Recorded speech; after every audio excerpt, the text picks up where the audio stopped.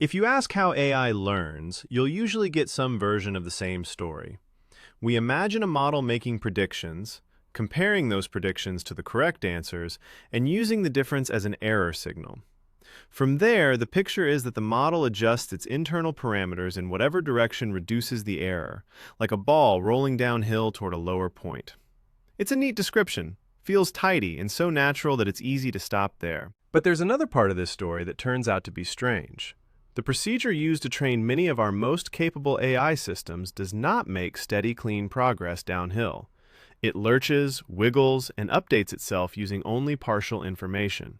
In other words, it is noisy and somewhat crude.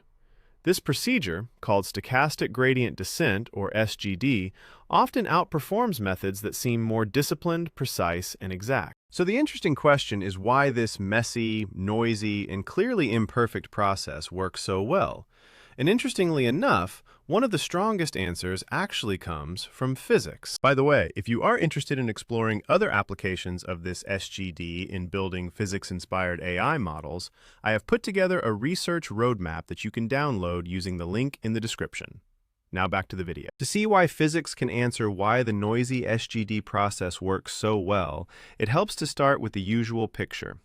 A neural network is, at bottom, just a very large collection of adjustable parameters. During training, we change those parameters so that the network's predictions line up better with the answers we want. When the network makes a bad prediction, we need some way to measure how bad it was, so we collapse that mistake down to a single number. That number is usually called the loss. As the loss comes down, the network is doing better. Initially, training sounds too simple. We look at the current values of our parameters, determine which way would bring the loss down, and then make a small update in that direction. Do this again and again, and our model should get better. This is another place where people often project more intelligence onto the process than is actually there. It can certainly look like the network is working its way toward an answer, almost as if it were reasoning, but that is not what is happening. The network is not understanding its mistakes in any human sense. What it is doing is much more mechanical. Measure how wrong it is, adjust the parameters a little, measure again, adjust again. If we had unlimited time and unlimited compute, there is a very straightforward way to do this. At each step of training, we would stop and evaluate every example in the dataset, use all of them to work out the exact direction that most decreases our objective, and then take our step in that direction. That procedure is full gradient descent, the most exact version of moving downhill. But modern AI systems are huge. Their datasets can include millions or even billions of examples, and the models themselves can have billions of parameters. If we tried to check all of that at every step of training, the whole process would grind to a halt. So in practice, training almost never looks at the entire dataset at once. Instead, it takes a small random subset of examples, usually called a mini-batch, and this ends up changing the whole picture. With a mini-batch, instead of the exact downhill direction, we're computing a noisy approximation to it. On average, the estimate points the right way, but any particular update is a little off. That means the optimization trajectory doesn't trace out a clean, smooth descent. It drifts downhill, with each step moved slightly by randomness. That's the first major update to the picture. SGD is not simply following the slope downhill. It is doing that, but with randomness mixed in. At this point, we need something a bit more precise than just go downhill. A useful way to think about it is this. Every possible choice of the network's parameters corresponds to a point somewhere in an enormous landscape. The higher parts of that landscape represent larger error, and the lower parts represent smaller error. Training, then, is the process of moving through that terrain, trying to find lower and lower ground. If this landscape were a single smooth bowl, the story would be straightforward. Start from any point, follow the slope downward, and eventually you reach the bottom. But real neural network landscapes do not behave that way. Instead of one clean surface, they look more like rugged, folded, high-dimensional terrain, full of valleys, ridges, plateaus, and basins nested inside other basins. So moving downhill is not by itself enough to get you where you actually want to go. It can very easily land you in a local minimum, meaning a point that is lower than everything around it while still being far from the lowest point overall. The intuition is simple. If you are hiking in dense fog, you can make steady progress downward, drop into the first basin you come across, and still have no idea that a much deeper valley is sitting just over the next ridge. This leads to a practical question. If SGD is mainly moving in the direction of the local slope, why doesn't it simply fall into the first reasonably good valley it finds and stay there? Why do neural networks so often keep getting better long after they appear to have already settled into something that looks good enough? This is the point where the physics way of looking at things starts to pull its weight. Rather than following a single point as it moves through the landscape, it's often better to think in terms of an entire distribution of possible states. Not one precisely located marble, but a diffuse cloud. That may sound a bit abstract, but this is a very standard move in physics. When physicists study something like perfume spreading through a room, they do not try to follow every molecule one by one. What they track instead is the way the cloud evolves over time. The same basic idea applies here. Since SGD has randomness built into it, any one training run has an element of unpredictability. But if instead of focusing on a single run, we look at the collection of all possible runs, the overall picture becomes much more regular and much more law-like. Training starts to look like analyzing a physical system being pushed around by two competing forces. We can think of the dynamics here as coming from two separate pushes. The first is the gradient, the downhill direction. This is the gravity-like component, always pulling the system toward lower error. The second is the noise, the random motion introduced by mini-batches. This is the temperature-like component, continuously bumping the system around. That's the key point. Training an AI model is not simply an exercise in optimization. There is the optimization itself, and then there is this other ingredient that looks a lot like thermal jostling.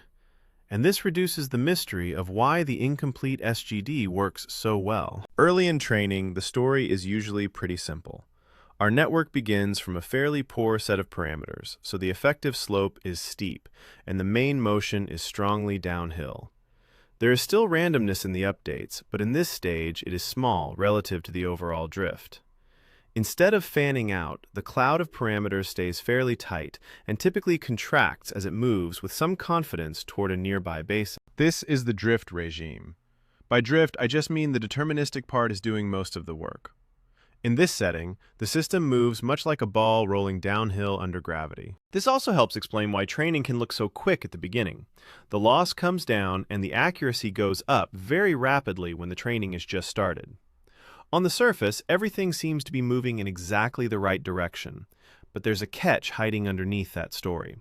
Where the model ends up can depend a great deal on where it began.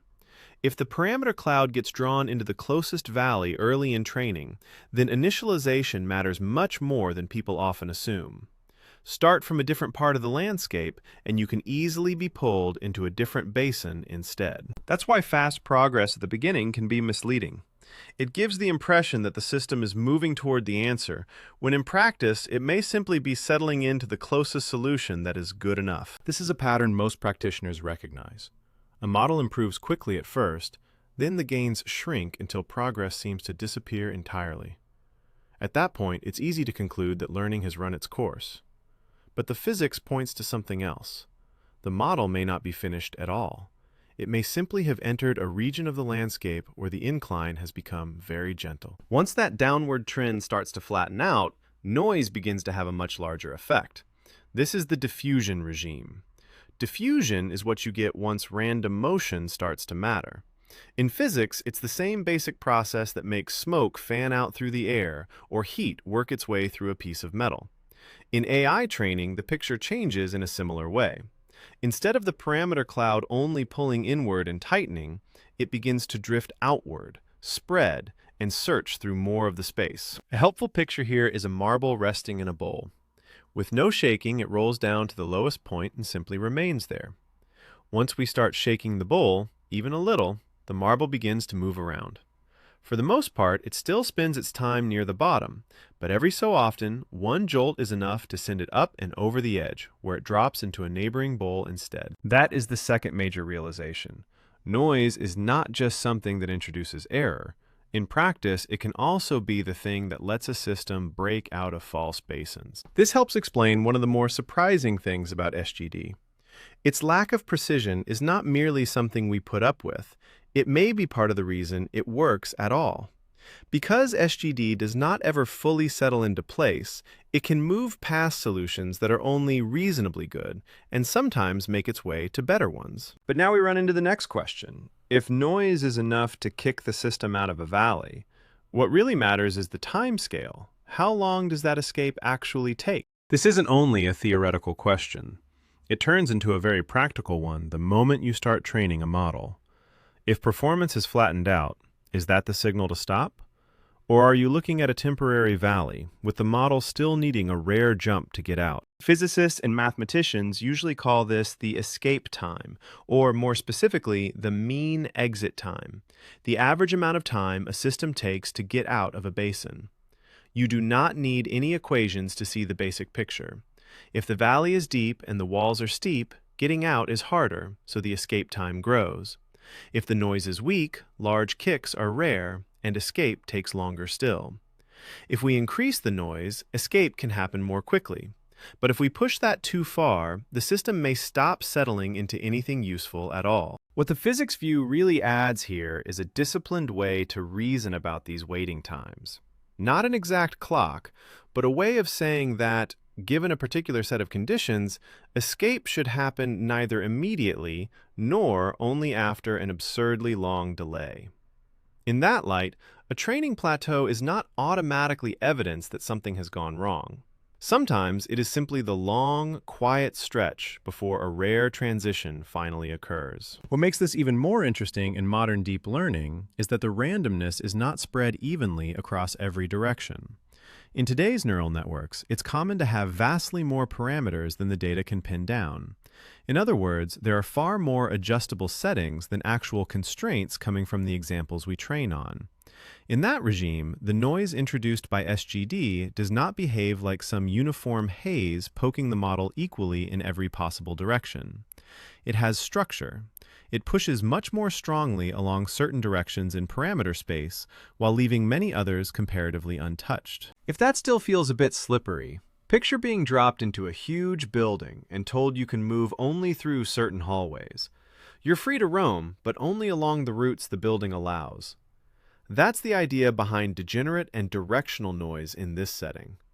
The randomness is real, but it's constrained by the geometry of the problem. Now, the natural question is, why does that matter? Because a lot of the older theory treats noise as if it were basically uniform thermal motion, the same in every direction. But deep learning does not always behave that way. The noise is structured. It pushes some directions more than others. Which means that even the effective temperature of the system is not uniform. It is anisotropic, uneven, directional, and shaped by the model architecture and the data. That gives us a more realistic account of why training can look so weird. The algorithm is not simply drifting at random. It moves in particular directions, and those directions are shaped by the geometry that the model and the dataset together impose, like paths cut through the landscape rather than open ground. At this point, it's natural to ask whether training ever really settles down. If there's always some amount of noise in the system, does the model just keep drifting indefinitely? From the older optimization view, convergence means reaching one final solution and then remaining there. But the physics perspective points to something a bit different. In many settings, the thing that actually becomes stable is not the precise value of every parameter, but the overall distribution of the places those parameters tend to occupy. The cloud settles into a steady shape, even while any particular path continues to wiggle around inside it. To better understand this, imagine a cup of hot coffee left out in a room. After a while, the coffee settles to a steady temperature, but nothing at the microscopic level has frozen into place. The molecules are still moving in every direction, colliding and juggling around chaotically. The point is that stability at the large scale does not mean stillness at the small scale. There's a second shift in perspective here. In the noisy training setting, convergence does not have to mean that the parameters stop moving. It can simply mean that the distribution of their motion settles down. This also starts to clarify why some researchers intentionally add noise during training. At first, that seems completely backwards. If randomness is already creating problems, why would we choose to introduce even more of it? But adding noise in a controlled way can make the overall behavior smoother and more reliable. It lowers the influence of accidental oddities along the path and gives the system a better chance to search the space more completely. This is the same basic idea behind simulated annealing in computation and annealing in metallurgy, where a material is heated and then slowly cooled so it can settle into a better, more stable structure. The takeaway is a little uncomfortable. A training process that looks less tidy can sometimes produce results that are actually more dependable. If the randomness is introduced in the right way and kept under control, that extra noise can improve how the system behaves over the long run. So now we can come back to the question from the beginning and ask how smart it is to use the SGD method, given that it does not take in the full landscape at once. And it is not working out the ideal path to the globally best solution. To answer that question, imagine a physical system where gravity keeps pulling things downhill, heat keeps randomly moving them around. Between those two effects, you can get surprisingly capable behavior. SGD works in much the same way. The gradient keeps pushing the model toward lower error. The noise keeps it from settling too early. And what we call learning comes out of that balance. AI training works the same way. If we add too little noise, the system locks into place too early and gets stuck there. If we add too much, it keeps bouncing around and never settles into anything useful. The interesting behavior is in the middle.